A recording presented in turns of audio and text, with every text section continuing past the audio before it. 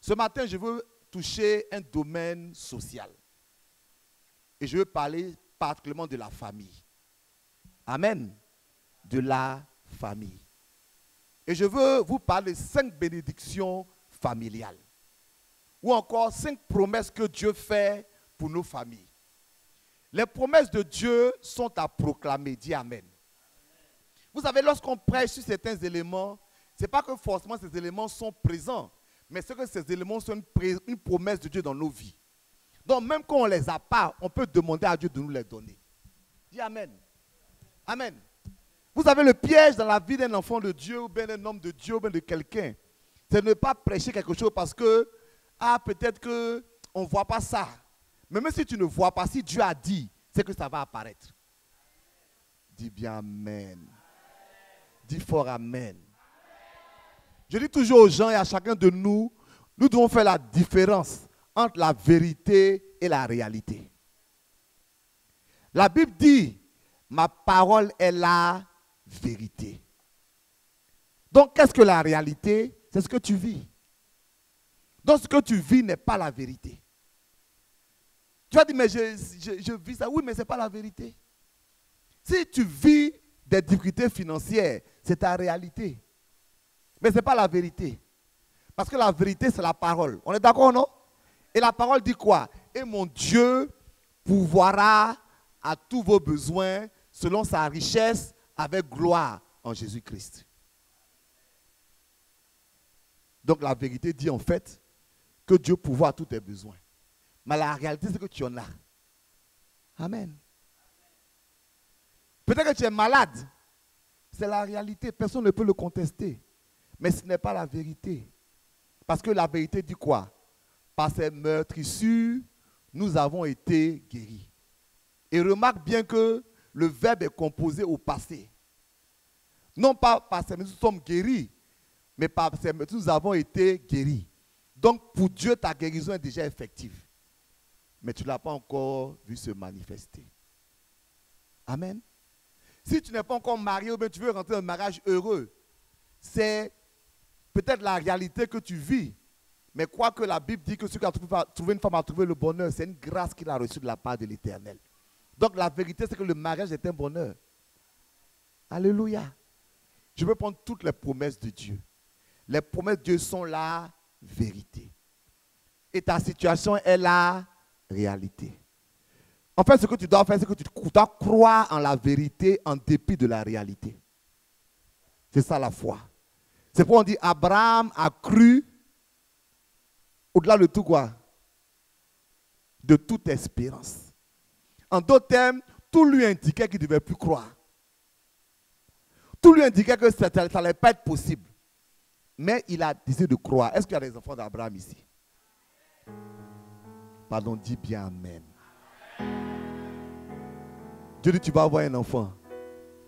C'est ce que Dieu a dit à Abraham. Ça a pris 1 an, 2 ans, 3 ans, 4 ans, 5 ans, 10 ans, il n'y a pas. 15 ans, il n'y a pas. 20 ans, il n'y a pas. Sa femme a atteint la ménopause, il n'y a pas d'enfant. Lui-même, il a atteint l'andropause, il n'y a pas d'enfant. Mais il croit. Amen. Sa femme dit qu'il n'a plus de désir, il n'y a pas d'enfant. Mais il croit. Humainement parlant, c'était fini. Mais il a cru au-delà de toute espérance. Que Dieu te donne de croire à ces 5 bénédictions que je veux proclamer dans ta vie ce matin. Parce qu'elles sont toute la parole de Dieu. Première bénédiction familiale. Je vais les citer les 5 et puis on va les voir un à un. Numéro 1, le salut. Dis avec moi le salut. Numéro 2, la victoire sur les ennemis. 2. Numéro 3, la prospérité. Numéro 4, la paix. Et numéro 5, la destinée. Est-ce qu'on peut reprendre ensemble? Numéro 1, le salut. Numéro 2, la victoire sur les ennemis. Numéro 3, la prospérité. Numéro 4, la paix. Numéro 5, la destinée. 5 promesses familiales. On va attaquer le salut. Il y a plusieurs textes, mais je vais lire un seul pour nous encourager. Et puis je peux vous amener vers d'autres si vous voulez. Acte 16, 31. C'est ma base de prière pour chacun des membres de ma famille. Il est dit, crois au Seigneur Jésus et tu seras sauvé, toi et ta famille.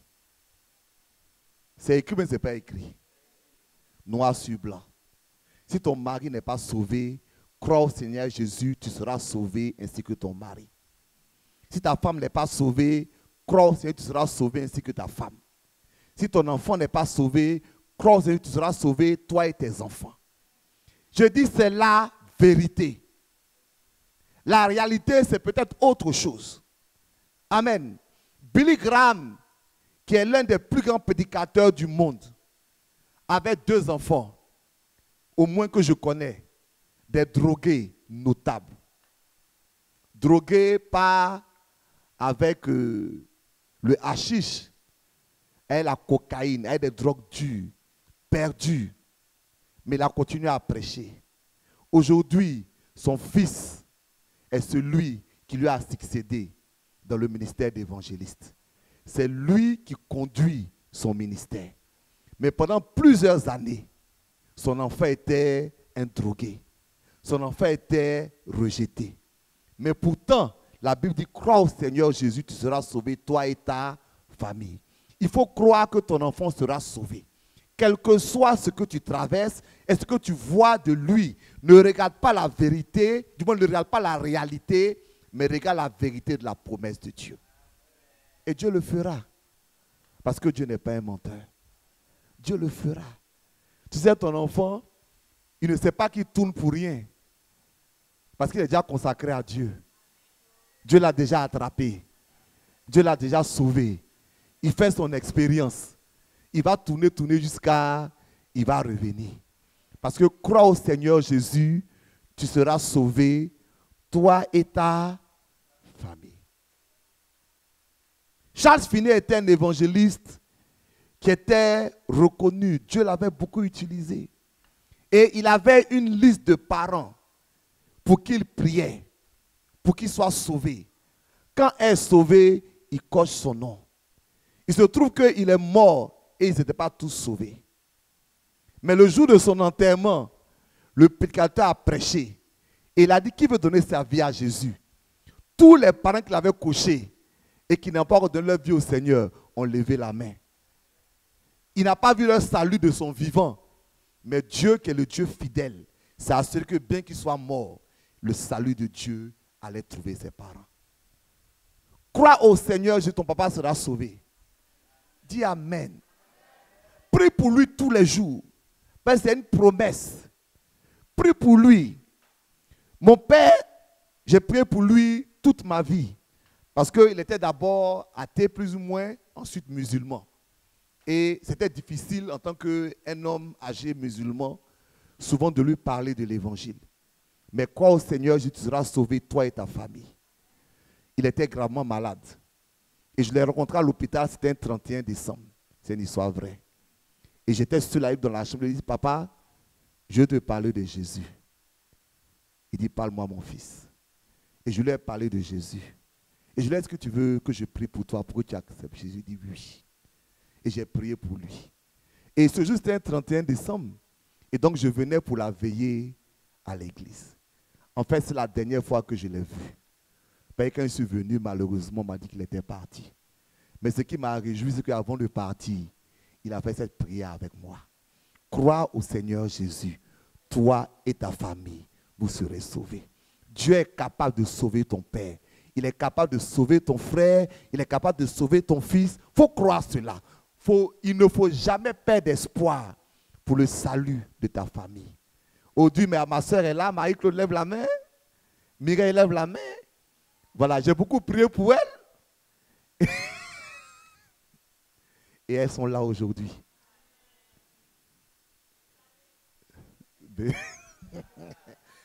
Ça, il y a cité dans ça là aussi.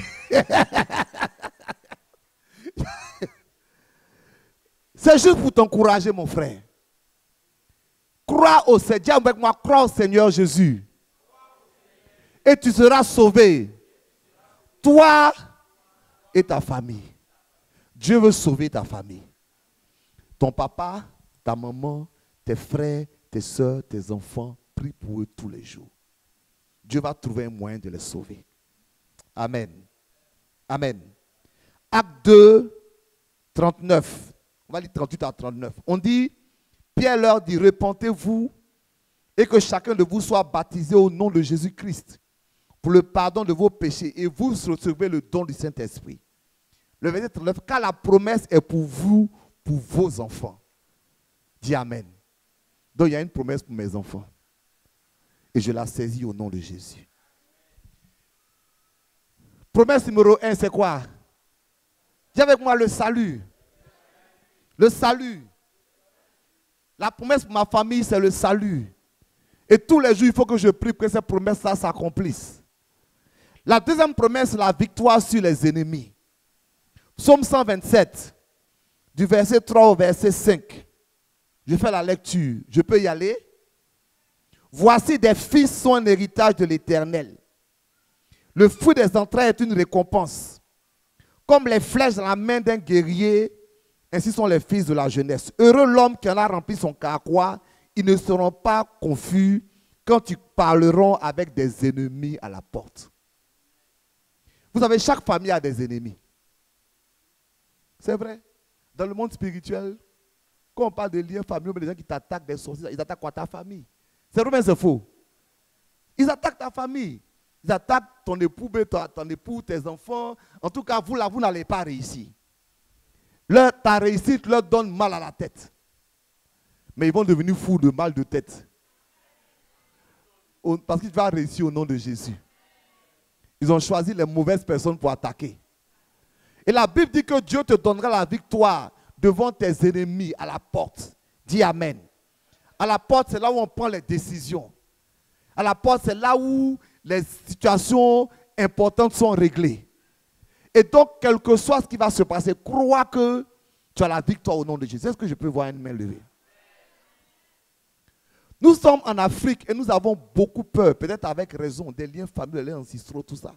C'est vrai. Mais si nous nous levons en famille, Dieu nous donne des victoires familiales.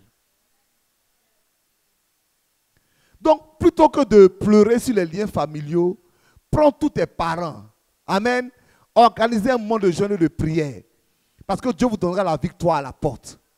Organisez le moment de prière. Dieu vous donnera la victoire à la porte. Et les blocages que vous verrez dans vos familles vont sauter. Voilà. Je rends ce témoignage. Il fait mention de... Quand je dis ça souvent, on dit, faut pas... Quand je prêche, c'est pas dire, je dis mon ex-épouse. Et parce que vous savez que mon épouse a été prise par le Seigneur et Dieu m'a ramené ma chère et tendre Lydia pour me consoler. Amen. Amen. Ça, c'est la vérité. Donc, on va acclamer le Seigneur pour mon épouse. Amen. Amen. Mais, on dit de ne pas dire mon ex parce que quand je dis ça, les gens peuvent aussi divorcer. Donc, je ne suis pas divorcé, j'ai perdu mon épouse. Dieu a fait... Enfin, je ne sais pas ce que dit, mais que la gloire se revienne au Seigneur. Et donc, elle et sa famille, il y a eu un mouvement où j'ai vu que la prière familiale est efficace. C'est qu'elle était en licence. Elle va passer la licence 3 fois sans succès. Pourtant, jusque-là, elle n'avait jamais échoué. Et 3 fois de licence sans succès. Et quand on se parlait, elle dit elle-même là dans la ville, elle n'a pas envie de travailler. Elle ne veut rien faire. Elle veut rester à la maison. Bon. Elle pensait que c'était sa position. Je vais être une femme au foyer. Ce n'est pas mauvais, hein, mais elle pensait que ça venait d'elle-même. Son frère était chômeur. Ses 2 sœurs ne faisaient rien. Et dans la prière, on a vu que c'était un de leurs oncles qui avait bloqué toute leur vie. D'ailleurs, quand on faisait la délivrance, l'oncle là disait de mon ex-épouse là que tu dis que tu ne veux pas travailler, c'est moi qui fais, puis tu n'as pas envie de travailler. Tu penses que c'est cet homme qui veut ne pas travailler. Et donc, au lieu de pleurer et de se lamenter, on a fait une veillée de nuit. Toute la famille. On a prié jusqu'au matin. Dans la même année, ma femme, mon ex-femme, elle a eu sa licence. Ça faisait 3 ans qu'elle n'avait pas eu. Ensuite, elle a eu du travail. Ses 2 sœurs ont été admises au concours de magistrature. Oui, les 2 sont juges aujourd'hui. Elles sont juges aujourd'hui. Son grand frère était embauché à la SODECI. Donc, d'une prière familiale, on a vu un déblocage de toute situation familiale. Donc, ayez des prières familiales. Dis Amen. Parce qu'il y a une promesse, il y a des prières que tu ne peux pas faire. Pas que tu ne peux pas faire, mais que tu ne dois pas faire toi seul. Parce qu'elles ne te concernent plus toi seul. Elles vous concernent tous.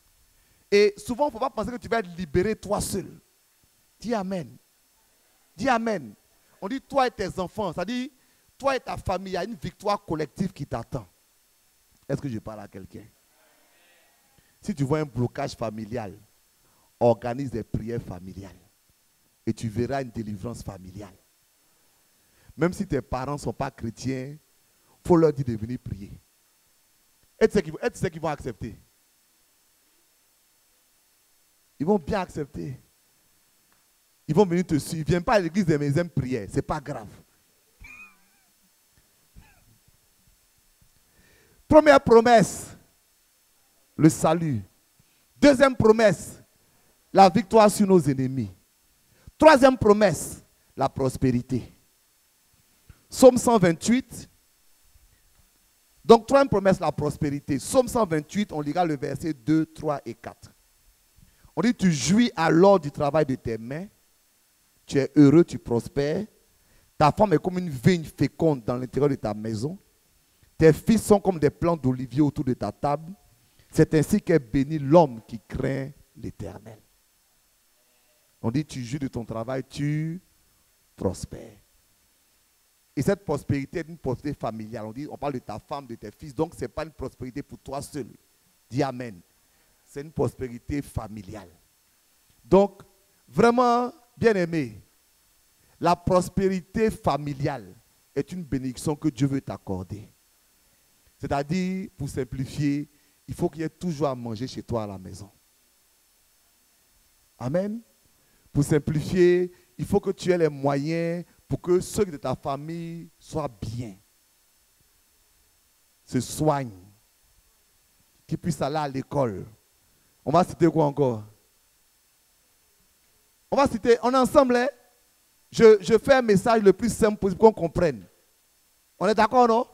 Donc, il y a une promesse pour que toi et ta famille, vous puissiez manger normalement. Dis Amen. Que vous puissiez vous soigner. Dis Amen. Aller à l'école. Dis Amen. Quoi d'autre? Avoir un toit. Bon, ça c'est la base.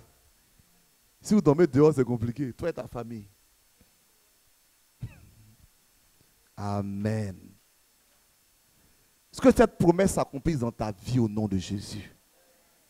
Que le Dieu de prospérité se souvienne de toi. Que toi et ta maison.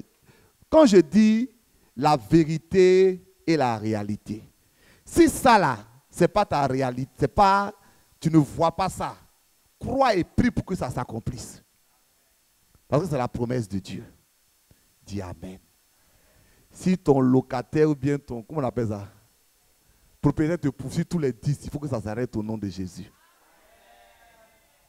Tu as changé de numéro fatigué, tu as peur de ton propre portable. Tu as ton propre portable, tu as peur de ton portable. Quand ça sonne, ton cœur est coupé. Tends ton propre portable. Quel choc. On t'a convoqué fatigué dans l'école des enfants. Quel choc. On l'a convoqué jusqu'à... Maintenant, on veut les chasser. Cela n'arrivera pas. Cela n'aura pas lieu. Que Dieu se souvienne de toi. Que la promesse familiale s'accomplisse. Les hommes, est-ce qu'on est ensemble? On sera d'homme à homme bientôt. Hein? Donc, il y a une promesse que chaque homme doit proclamer, qui doit saisir, qui doit se battre pour cela. Qu'il puisse jouir de son travail, qu'il soit heureux, qu'il prospère, que sa femme, ses enfants, tout le monde soit heureux dans sa maison. Parce qu'il est capable de pouvoir au point, je disais hier, à la réunion des couples, ceux qui ont loupé, ils ont loupé. Hein? Et ceux qui ont loupé le mardi, ils ont loupé aussi. Donc, ma femme, on était à une réunion de couple. J'étais orateur, elle était oratrice aussi. On était à la table. Donc, j'ai fini de parler. Puis ma femme a parlé. Vous allez parler bien de moi, comment elle sait le faire. Et quand elle a fini, il y a un autre pasteur qui lui parlait de l'argent dans le couple. Donc, il dit, vous pensez que la femme là, elle a dit tout ça là.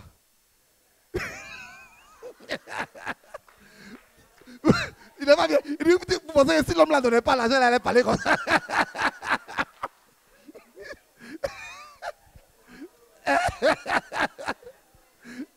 Hein?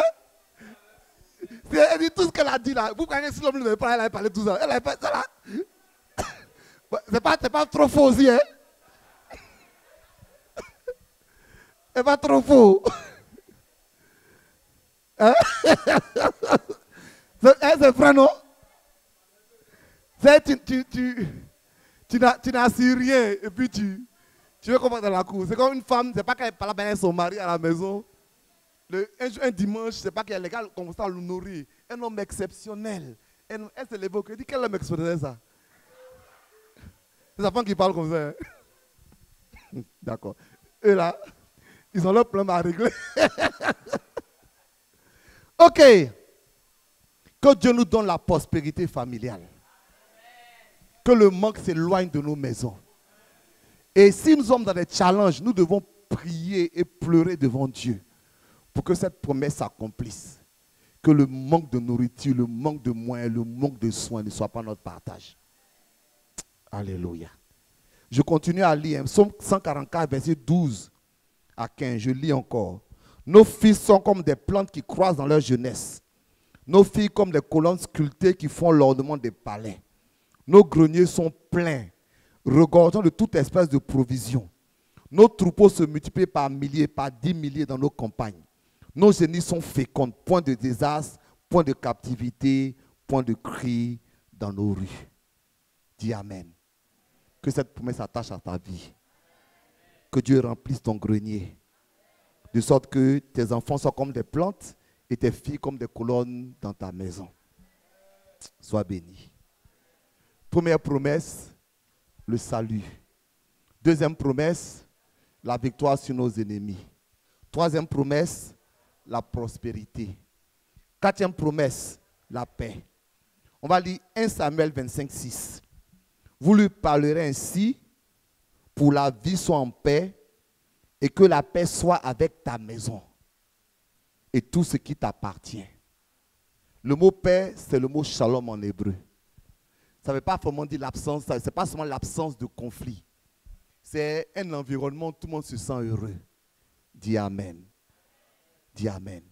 Donc, s'il y a des troubles et des conflits dans ta maison, il faut prier pour que la réalité devienne la vérité. Monsieur et madame ne s'entendent pas, on va prier. Ça n'a qu'à s'arrêter au nom de Jésus. Amen. Il y a un couple qui faisait souvent des disputes. Et puis, pour que les enfants ne sachent pas, ils s'appelaient chéri. Tu vois, ils se parlent et puis ils disent chéri au milieu. Et puis, un jour, ils ont trouvé deux de leurs enfants qui faisaient palabre. Et ils demandent à un pote, il dit non, lui, il m'a appelé chéri premier.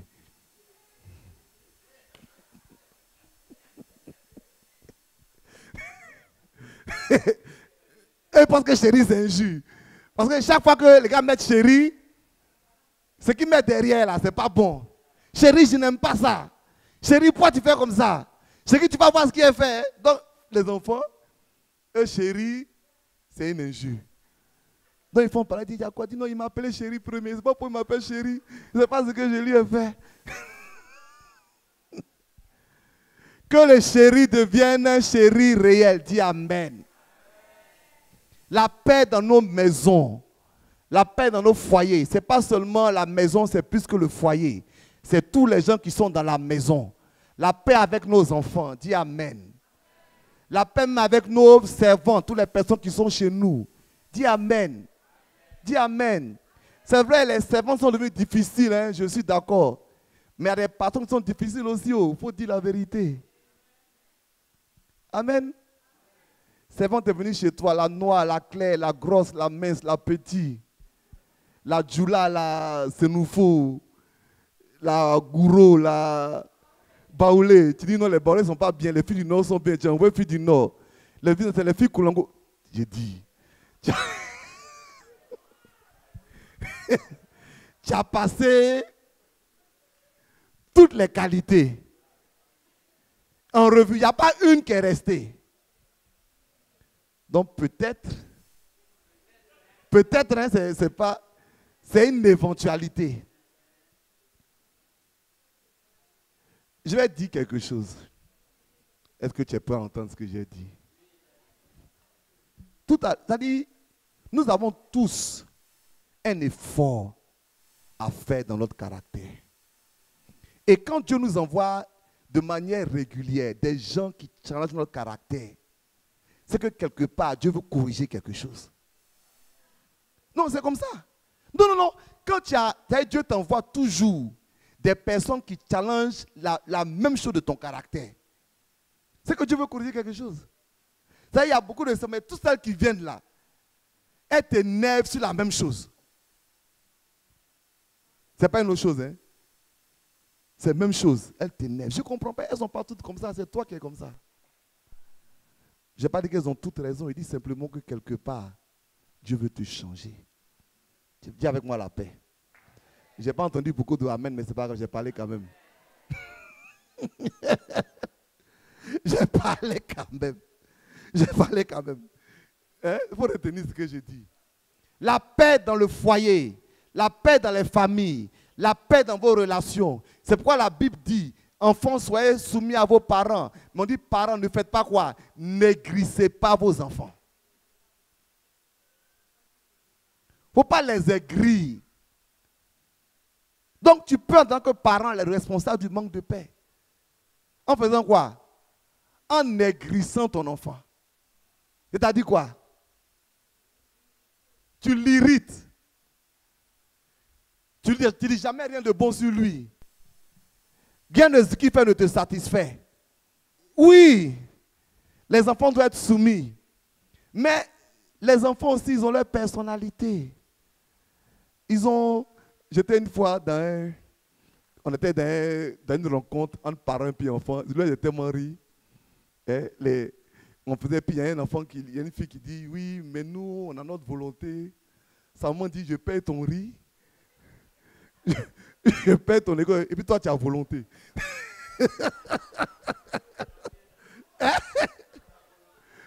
Et ça dit, ta volonté là vient d'où? Je te nourris, je t'héberge, je te loge, je te soigne. Et puis toi, tu as volonté. Toi aussi, tu vas avoir volonté. Tu es chez moi. Et puis tu vas avoir volonté. Malheureusement, ou heureusement, ils ont volonté.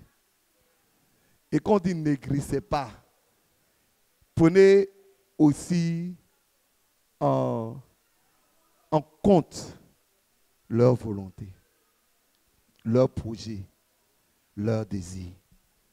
Que la paix règne dans vos maisons, dans vos foyers, dans vos relations avec vos enfants, avec tous les gens de la maison.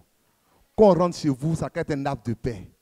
Avec vos servantes, avec vos visiteurs, on est content d'être chez vous. On n'entend pas des cris du matin jusqu'au soir. Que Dieu nous aide. Dis à ton voisin que Dieu nous aide. Dis à quelqu'un derrière toi que Dieu nous aide. Faut dire à quelqu'un, le pasteur ne parle pas de toi, il ne faut pas te fâcher. Ou bien parler de toi. Ce qui est sûr, toi seul tu sais. Que Dieu te bénisse. La dernière promesse, j'appelle ça la promesse de la destinée. J'aurais pu l'appeler la promesse de la postérité. Voilà ce que la Bible dit. Ésaïe 54, verset 13. tous tes fils seront disciples de l'Éternel. Et grande sera la postérité de tes fils. Je veux continuer à lire 2 Samuel 7, 11. C'est Dieu qui parle à David. Il dit, quand tes jours seront accomplis, que tu seras couché avec tes pères, verset 12, j'élèverai ta postérité après toi. Celui qui sera sorti de tes entrailles, et j'affermirai ton règne. Alléluia. Ce que j'appelle la prospérité, c'est qu'il faut qu'à partir de toi, une nouvelle dynastie se crée. Dieu, quand il parle, il dit, je suis le Dieu d'Abraham, d'Isaac et de Jacob. Si ta bénédiction se limite à ta vie, elle est trop limitée. Il faut qu'à partir de toi, ton nom, ta famille, ait un nom. Alléluia. Vous savez, notre soeur, la révérende Jeanne Monnet, était une fois dans l'avion. Il a un boss dans l'avion qui lui a demandé, vous appelez, non, vous avez dit, vous appelez Jeanne Monnet, il dit, ah, vous êtes de quelle famille? C'est les laits là. Est-ce que tu es les ceci ou bien les cela? Elle dit, oui, ma famille n'est pas connue, mais à partir de moi, elle le sera. Que Dieu fasse que ta famille soit connue à cause de toi. C'est la bénédiction de ta postérité. Quand on regarde beaucoup de milliardaires américains, ils sont milliardaires aujourd'hui, mais quand on remonte, on s'aperçoit qu'ils avaient certainement beaucoup avaient des grands-parents qui étaient pasteurs. Hein? Voilà. L'alliance que les parents, les grands-parents ont fait, c'est cette alliance-là qui les poursuit. C'est ça. C'est-à-dire, il y a des choses. Vous savez, nous là, on n'est pas la bonne génération. Bien expliqué. Parce que nous, on est la génération qui est en train de se battre. Parce que voici ce que Jésus dit, la Bible dit. Il dit, je vais mettre l'iniquité des pères sur les fils jusqu'à la 3e génération. Ou la 4e. Notre problème, c'est quoi? C'est que nous, ce verset-là, ça nous concerne 100%. Père, si tu prends ton papa, tu vas tomber sur un païen. Si tu as la chance que ton papa n'est pas païen, si on monte à ton grand-père, ça va être un païen. C'est lui le chef de sorcier, c'est lui qui dansait le masque, c'est lui qui gardait machin. Dans son village, on faisait les sacrifices. La rivière était à côté de sa maison. Il y a toujours un truc. Non, c'est vraiment c'est faux. Quand tu fous, il y a toujours un truc. Ils ne sont jamais simples. Ils ne sont jamais simples. Maintenant, si ton grand-père était chrétien, on va monter à ton arrière-grand-père. Là, c'est gâté. Et donc, nous sommes la génération qui devons nous battre. Et nous ne nous battons pas pour nous seuls. Nous nous battons pour nos descendants. Ceux qui vont venir avec nous. Nos familles qui vont nous suivre. Dis Amen. Parce que nous devons briser les liens. Vous savez, au temps du roi Saül, le roi Saül a attrapé Agag. Et il est dit qu'il devait le tuer. Amen. Voilà. Samuel avait dit à Saül, si tu vas, que tu attrapes le roi Agag, il faut le tuer. Et il s'est trouvé que Saül n'a pas tué Agag. N'est-ce pas? Il s'est trouvé qu'il y a un homme qui s'est levé des générations après, il s'appelle Aman. Et Aman voulait tuer tous les Israélites. Et qu'est-ce qu'on apprend d'Aman? Il était quoi?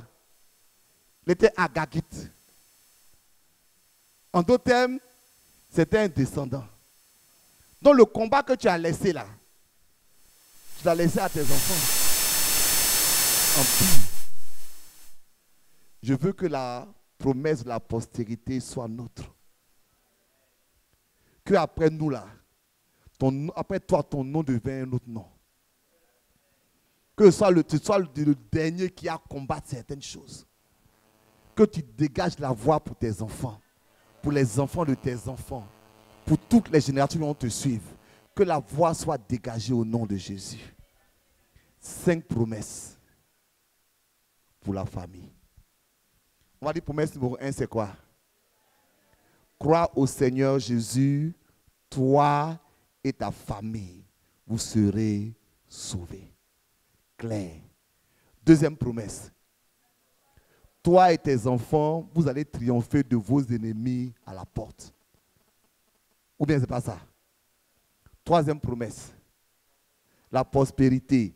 Tu jouis de ton travail, tu prospères. Amen. Ta femme est comme une vigne, tes enfants sont comme des plants dans ta maison. Tes greniers sont remplis. Donc, on va parler en français. Ton frigidaire n'est pas vide. Ton congélateur est plein. Il n'y a pas l'eau seulement dedans. Il n'y a pas l'eau que tu as attachée. Hein? L'eau est glace. Non, il y a quelque chose dedans. Je proclame cela dans ta vie au nom de Jésus. Bien-aimé, tout ce que j'ai dit en introduction de mon thème, que tout ce que ne le prenez pas comme un jugement, mais comme un encouragement. Dis Amen. Voilà. Je ne juge personne et je n'accuse personne. Et je dis simplement, soyons encouragés pour que ces choses-là s'accomplissent dans nos vies. Quatrième promesse.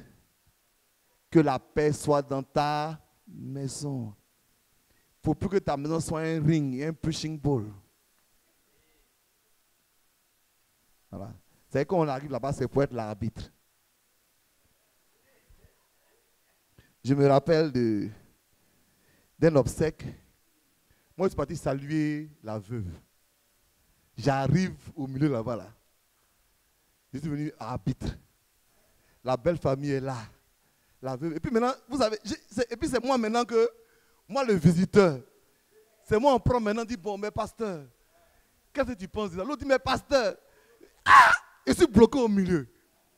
J'étais obligé de dire, bon, donc on fait comme ça. On dit, bon, tu te portes garant, oui. C'est-à-dire, au milieu de ça là, je suis mis le garant de leurs problèmes.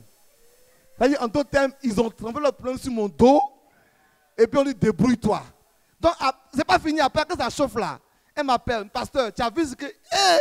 je ne vous connais pas, je suis venu vous saluer. Pasteur Yako, bon, si tu dis non, et puis tu as raison, on dit non, bon, comme tu es un homme de Dieu. C'est comme ça qu'il parlait. C'est-à-dire, genre, bon, l'homme de Dieu est là. Hein? Il est juste un homme de Dieu. Toi, me vois cette situation, tu fais comment? Je ne suis même pas au courant de l'affaire. Je suis au milieu. Moi, je suis resté au milieu. Et le plus grave, c'est qu'ils ont fini de parler, c'est comme c'est affaire d'obsèque. On dit, bon, comme c'est compliqué, pasteur, toi, tu vas être le PCO de notre...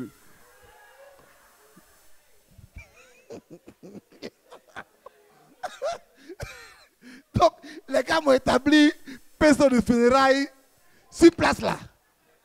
Ils m'ont imposé. Si je parle, on va dire, ah, donc tu veux qu'on se frappe ici alors? Que cela ne t'arrive pas au nom de Jésus. Que les visiteurs entrent dans une maison où tout est blanc, il y a la paix, il y a la compréhension. Les palabres n'ont qu'à cesser. Cinquième promesse. La destinée.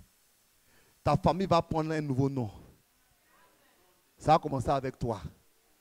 On va associer ton nom de famille à succès, à réussite, à percer.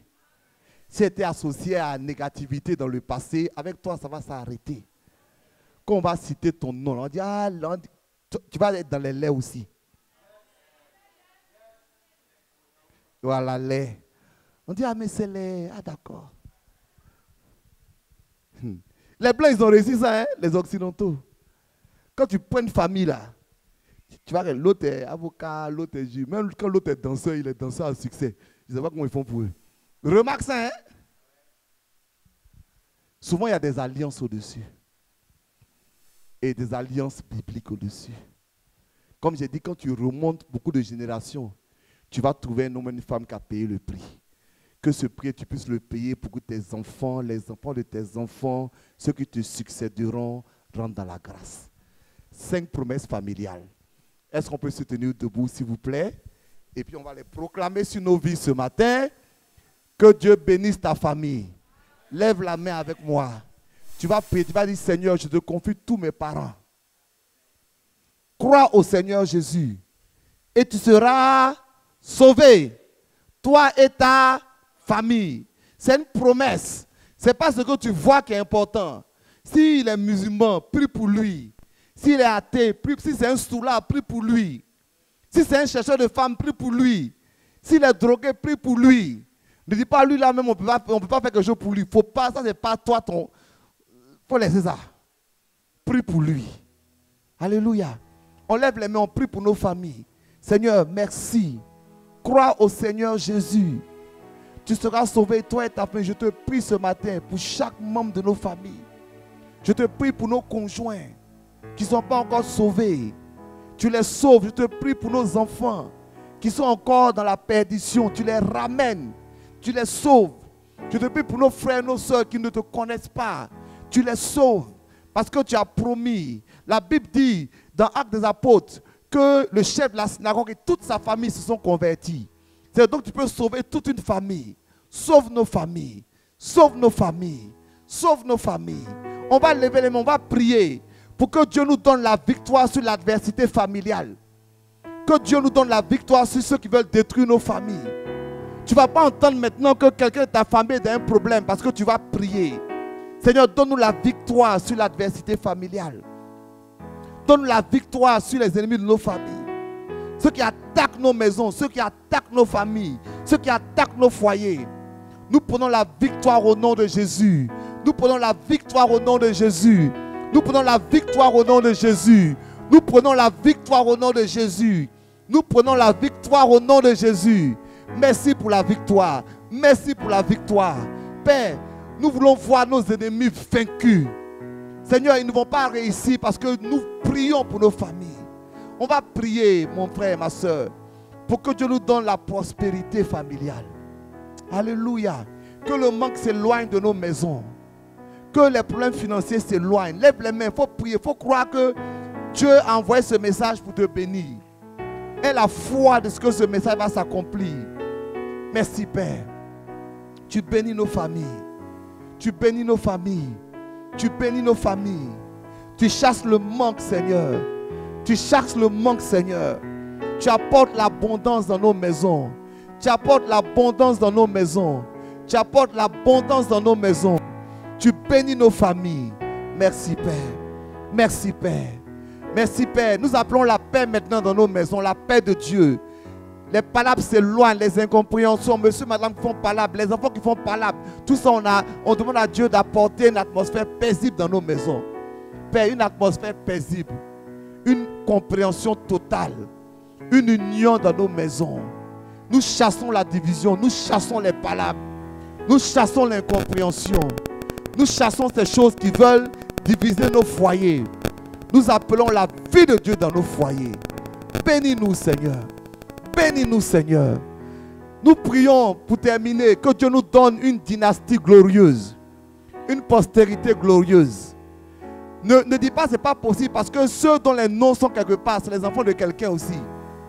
Ou bien ce n'est pas l'enfant de quelqu'un. Voilà. Donc si Dieu peut faire pour quelqu'un, il peut faire pour toi. Seigneur, donne-nous une postérité glorieuse. Tu as dit, Seigneur, que notre postérité va poser la porte de ses ennemis. Que notre postérité sera glorieuse. Je te prie pour mon nom, pour ma famille, à cause de cette promesse-là, que ce ne soit pas seulement moi, mais que pour des générations, la victoire nous soit donnée. Merci Seigneur, parce que tu fais cela maintenant. Tu nous bénis au nom de Jésus. Reçois ce matin la bénédiction familiale. Reçois la bénédiction du salut. Reçois la bénédiction de la victoire. Reçois la bénédiction de la prospérité. Reçois la bénédiction de la paix. Reçois la bénédiction de la destinée. Que Dieu se souvienne de ta famille. Et que Dieu te bénisse abondamment. Dis Amen. Acclame très fort le Seigneur.